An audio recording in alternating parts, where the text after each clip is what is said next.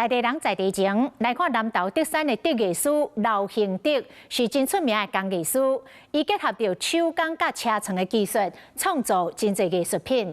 伊讲会继续推广，把这个德艺技术传承落去。德山镇出身的德艺师刘兴德是台湾出名的德工艺师，做这已经有30多档，拢是用传统的技法做基础。这是年轻16岁的时候。那时候就是国中毕业以后，那竹山的那个竹产业正在发展，蛮好的。一般大部分竹山都是做什么？都是做肉酱啊，一些像做德球、什么啥，都是传统的。刘兴德老师最近的创作已经不是技术造型的创新，大阶段的想法拢无同款，那是完成一项作品，就有真大的成就感。当兵前那时候觉得竹艺的东西还是没有那么的技术那么好。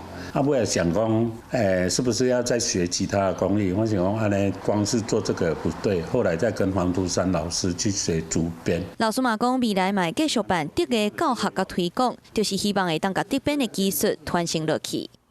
Hello， 我是林明瑞。想要抢先掌握最及时的新闻资讯吗？赶快订阅、按赞、开启小铃铛，锁定我们华视新闻的 YouTube 频道。